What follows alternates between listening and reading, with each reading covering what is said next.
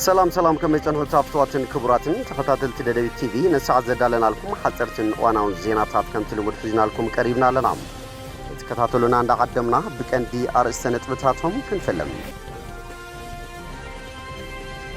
حافشا هوسبيتال كيحا بمتحبار بيروت أنا تقراين علم لخاوي تكال قبار سناي هيماليا كويردن كابت شعات تسكاب عسة 4 سنة أبعد قرات هوسبيتال سالساي زور وفري ناس حكمنا مورا عيني كم زكايد أفليتو بغزياونت وطيو زنبره تعريف አገልግሎት ታክሲ ከተማ መቀለ ደው ክብልን ቀደም ይሉናው ዝነበረ ስሩዕ ታሪፍ ተመሊሱ ተግባራው ከገበረን ከምስ ተወሰነ ቤት ጽፈት መጓዓዝያታ ከተማ አፍሊጦም ዓለም ለኸ ፌዴሬሽን መናእሰይ IYF ትምርቲ ማይንድ ሴት ንምሃብ ምስ ዩኒቨርሲቲ ትግራይ ስምዕነት ሰነድ ተፈራሪሙ ኣብ ህንዲ ብዘጋጠመ ሓደጋ አውሮፕላን ህይወቶም ዝሰኣኑ ጉዳይ ሓደ አባላት ስድራ ቤት መዘራረብ ኮይኖም ኢራን ኣብ ሓንቲ ለይቲ ብዙሓትን ዓበይቲ ሓለፍቲ ናይታ ሃገር ብነፈርቲ እስራኤል ተቐንፂሎም ሓዲሮም ኢራን ድማ ግብረ መልሲ ሂባላ ናብ ዝርዝሮም ሰጊርና ኣለና ምስዕለታው ዜናታት ቢንያም ሓድሽ ሰናይ ምክትታል 50 ሚእታው ህጻናት ትግራይ ከማዕድ ትምህርት ወጻኢ ከም ዝኾኑ ቢሮ ማሕበራዊ ጉዳይን እግሪ ምትካልን ትግራይ ኣብ ዝሃቦ መግለጽ ፍሊጡም እዚ ተገለጸ ጽባሕ ሃገር ተረከብት ትውልድን ምህናጽ ሕጂ ኣብ ህጻናት ትኹረት ጌርና ንስራሕ ብዝብል መሪሕ ሓሳብ ዓለም ለኸ መዓልቲ ህጻናት መሰረት ገይሩ ቢሮ ማሕበራዊ ጉዳይን እግሪ ምትካልን ትግራይ ኣብ ዝሃቦ መግለጽ እዩ ብብርኪ ኣፍሪቃን መበል 34 ብብርኪ ትግራይ ድማ ንመበል 32 ግዜ ከም ዝኽበር ዝገለጹ ምክትል ሓላፊ ቢሮ ማሕበራዊ ጉዳይን እግሪ ምትካልን ትግራይ ኣይተ ገብረስላሴ ታረቀም መዓልቲ ህጻናት እንትነኽብር ተስፋ ጽባሕ ኣብ ዝኾኑ ህጻናት ሎሚ ብዝግባእ ክንሰርሕን ፈሰስ ክንገብርን ኣለና ክብሉ ተዛሪቦም ከም ቶም ሓላፊ ዝገለጹዎ ዳርጋ 50 ሚእታው ህጻናት ትግራይ ካብ ማዕድ ትምህርቲ ወጻኢ ከም ዘለው ብፍላይ ኣብ ትምህርቲ ዘርእይዎ ዘለው ተስፋ ናይ ምቁራጽ ተርእዮ ብኸይዲ ኣብ ልዕሊ ህዝቢ ትግራይ ዝለዓለ በሰላ ከም ዘለዎ ዝገለጹ እንትኸውን ህጻናት ትግራይ ኣብ ምምሃርን ናብ ማዕድ ትምህርቲ ክምለሶም ምግባርን ናይ ኩሉ ዋኒን ክኸውን ኣለዎ ክብሉውን ተዛሪቦም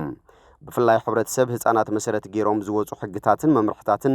ብዝግባእ ብዘይምትግባሮም መሰል ህጻናት ይጋሃስን ኣብ ልዕሊ ህጻናት ድማ ብዙሓት በደላት ይበጽሑ ከም ዘለው ዘዘኻኸሩ እቶም ሓላፊ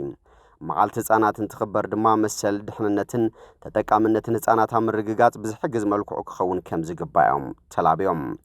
ከም ቢሮ ማሕበራዊ ጉዳይን እግሪ ምትካልን ትግራይ ኣብ ዝሕጅዋን ብዝኸፈ መልክዑ ኣብ ልዕሊ ህጻናት ትግራይ ዝበጽሕ ዘሎ ኢኮኖሚያዊ ማሕበራውን ጸገማት ንምፍታሕ ይሰርሕ ከም ዘሎ ግን እኹል ከም ዘይኮነ ዝምልከቶም ኣካላት እውን ትኹረት ሂቦም ክሰርሕሉ ኣይተ ገብረስላሴ ተማሕጺኖም ሓፈሻ ሆስፒታል ኩይሓ ብምትሕባር ቢሮ ጥዕና ትግራይን ዓለም ለኻዊ ትካል ገባር ሰናይ ሂማልያ ኩይርድን ካብ 9 እስካብ 14 ሰነ ኣብ ዓዲግራት ሆስፒታል ሳልሳይ ዙር ወፍሪ ናጽ ሕክምና ሞራ ዓይኒ ከም ዘካይድ ኣፍሊጦም ዋና መካየድ ስራ ሓፈሻ ሆስፒታል ኩይሓ ኣይተ መረሳ ገብረስላሴ ኣብቲ ዝካየድ ወፍሪ ናጽ ሕክምና ዓይኒ ሞራድ ሂቦም ንጋዜጠኛታት ኣብ ዝሃብዎ መብርሂ እቲ ሆስፒታል ምስቲ ገባር ሰናይ ካብ 2024 ክሳብ 2025 ቋጽራ ፈረንጂ ን4,000 ወገናት ተጠቀምቲ ዝገብር ንሓደ ዓመት ውዕሊ ከም ዝኣሰረ ዝሓበሩ ኮይኖም ብመሰረት እዚ ድማ ኣብ ዝሓለፈ ኣዋርሕ ለካቲትን ሚያዝያን ቀዳማይን ካልኣይን ዙር ወፍሪ ናጽ ሕክምና ዓይኒ ሞራ ከም ዝተኻየደ ዘዘኻኽሩ ኮይኖም መቐጸልታ ናይ ድማ ሳልሳይ ዙር ወፍሪ ናጽ ሕክምና ሞራ ን1600 ዝኾኑ ወገናት ካብ ዕለት 9 እስካብ 14 ሰነ 2017 ዓ.ም ኣብ ሆስፒታል ዓዲግራት ከም ዝካየድ ገሊጾም ኣይተ መረሳ ተሓከምቲ ያቀዲሞም ተፈልዮም ካርዲ ከም ዝተዋሃቦም ዝሓበሩ ኮይኖም ስለዝኾነ ድማ ኩሎም ተገልገልቲ ወገናት ሙሉእ ወጻእታት ምግብን ትራንስፖርትን እቲ ሆስፒታል ክሽፍን ምዃኑ ፈሊጡ ኣብቲ ዝተጠቐሰ ዕለትን ቦታን ተረኺቡ ግቡእ ክትትል ሕክምና ክገብር ከም ዝግባእ ገሊጾም ኣብ መወዳእታ እውን ሳዕቤን ሕማም ሓደገኛ ምዃኑ ብልቢ ብምርዳእ ንዕውትነት እቲ ወፍሪ ሕክምና ሰሙያ ጥዕናን ካልኦት መዳርግቲ ኣካላትን ሓገዝቲ ክኾኑ ድማ ጻውዒ ተቕሪቦም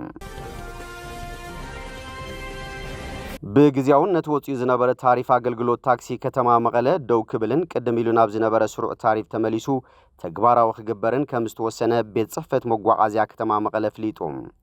ካብ 8 ግንቦት 2017 ዓ.ም ጀሚሩ ንናይ ከተማ ሚኒባስ ታክሲ ዝፍቀድ ዝነበረ ነዳዲ ጠጦም ምባሉ ስዒቡ ኣብ አገልግሎት ታክሲግዚያው ታሪፍ ተገይሩ ምንባሩ ይዝከር ዝበለት ቤት ጽሕፈት ካብ 4 ሰነ 2017 ዓመተ ምህረት ጀሚሩ ሚኒባስ ታክሲ በብሰሙኑ 60 ሊትሮ ነዳዲ ክወስዳ ተፈቂዱሎም ብምዃኑ ድማ ዝተመደበለን ነዳዲ ክወስዳ ተፈቂዱ ስለዘሎ እቲ ጸንሐ ነባር ታሪፍ ናብ ዝነበሮ ክምለስ ከም ዝተወሰነ እቲ ቤት ጽሕፈት ኣፍሊጦም ዓለም ለኸ ፌደሬሽን መናእሰይ IYF ትምህርቲ ማይንድ ሴት ንምሃብ ምስ ዩኒቨርሲታት ትግራይ ስምምዕነት ሰነድ ተፈራሪሙ እቲ ፌደሬሽን ምስ ዩኒቨርሲቲ መቐለ ኣኽሱምን ራያን ዝተፈራረመ ኮይኑ ምስ ዩኒቨርሲቲ ዓዲግራት ድማ ኣብ ቀረባ እዋን ከም ዝፈራረም ተገሊጹሎ ፕሬዚዳንት ዩኒቨርሲቲ መቐለ ዶክተር ፋና ሓጎስ ምስቲ ፌደሬሽን ዝተጀመረ ርክብ ሓቢርካ ምስራሕን ጽቡቕ ለውጢ ምምጻእን እዩ ክብላ ገሊጸን መምሃር ጥራይ ከይኮነስ ብዙሓት ተጠቀምቲ ልምዲ እውን ይርከቡ ምህላዎም ገሊጸን ፕሬዚዳንት ዩኒቨርሲቲ ራያ ፕሮፌሰር ታደሰ ደጀነ ካብ ናይ ንዋይ ድኽነት ናይ ተሓሳስባ ድኽነት ዝበኣሰ ብምዃኑ ኢና ኣብ ከቢድ ጸገም ዘለና እሞ በቲ ጸገም ሓሊፎም ናብ ኩለ መዳይ ዕቤት ናይ ዝተሰጋገሩ ሃገራት ተሓሳስባ ዝልውጡ ተመክሮን ልምድን ክንጥቀም ይግባእ ኢሎም ዳይሬክተር ዓለም ለኸ ፌደሬሽን መናእሰይ ኣብ ኤሽያ ዶክተር ሊ ጓንግቦ ኣነ ድሕሪ ኩናት ሕድሕድ ኮርያ እየ ተወሊደ ሃገረይ ኮርያ ኣብ ሕድሕድ ኩናት ከምቲ ናትኩም ጉድኣት በጽሒዋ እዩ ብኸምዚኦም ሕውየት ዘረጋግጹ ሓሳባት ግና ናብቲ ዘላቶ ብርኪ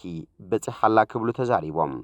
ስለዚ ኣተሓሳስባ ማሕበረሰብ ብዝልውጥ ትምህርቲ ማይንድ ሴት ሓቢርና ክንሰርሕ ኣለና ኢሎም ኣብቲ መድረኽ ምፍራም ሰነድ ስምምዕነት ባህሊ ትግራይ ዝገልጹ ምርኢታት ዘቕረቡ ኮይኖም ኣብ ምስላት ትምህርቲ ማይንድ ሴት ልዑል ግደን ዝነበሮም ኣካላት ድማ ኣፍልጦ ተዋሂቡ ኣብ ህንዲ ብዘጋጠመ ሓደጋ ኣውሮፕላን ህይወቶም ሰኣኑ ጉዳይ ሓደ ኣባላት ስድራ ቤት መዘራረብ ኮይኖም ዶክተር ፕራቲክ ጆሲ ናብራ ንምምሕያሽ ምስ በዓልቲ ገዝኡን 3 ደቁን ተፈልዩ ን6 ዓመታት ኣብ ዓዲ እንግሊዝ ለንደን ነይሩ በዓልቲ ገዝኡን ደቁን ናብ ለንደን ኣምጽኡ ሕጉስ ህይወት ንምንባር ሕልሚ ሰኒቑ ብዙሓት ጸገማት ድማ ሓሊፉ ድሕሪ ዓመታት ድሕሪ ብዙሕ ላዕልን ታሕትን ንስድርኡ ኩሉ ብምምላእ ቤተሰቡ ናብ ለንደን ናይ ምውሳድ ትልሚ ጋህዲ ኾነ በዓልቲ ገዝኡ ማንታ ደቁን ሓንቲ ጓሉን ኣብ ለንደን ዝሓሸ ህይወት ንምንባር ከይድታቱ ብምውድኡ ይሕጎሱ ንጉዕዞ ድማ ምድላዋት ጀሚሮም ኣብቲ ነብረሉ ከባቢ ፍልጥ ሰሙያ ሕክምና ዝኾነት በዓልቲ ገዝኡ ዶክተር ኮሚ ቪያስ ቅድሚ ጉዕዞ 2 መዓልትታት ስራሓ ብፍቓዳ ለቂቓ ድሕሪኡ እቶም ስድራ ቤት ናብ ለንደን ንምብራር ሻንጣ ሒዞም ኣብ ለንደን ብሓድሽ ህይወት ክጅምሩ ተስፋ ብምግባር ንኣዕሩኽቶምን ስድራ ቤቶምን ተሰናቢቶም እታ ንዓመታት ጽበይዋ ዝነበሩ መዓልቲ በፂሓ ብተስፋን ናብ ለንደን ንምብራር ኣብ መዕርፎ ነፈርቲ ኣሕመድ ኣባድ ተረኺቦም በረራ ቁጥሪ 171 ቦይንግ ብዝኾነ ኣውሮፕላን ምስ ኣተው ቅድሚ ምብጋሶም ኣብ ዝተቐመጡሉ ቦታ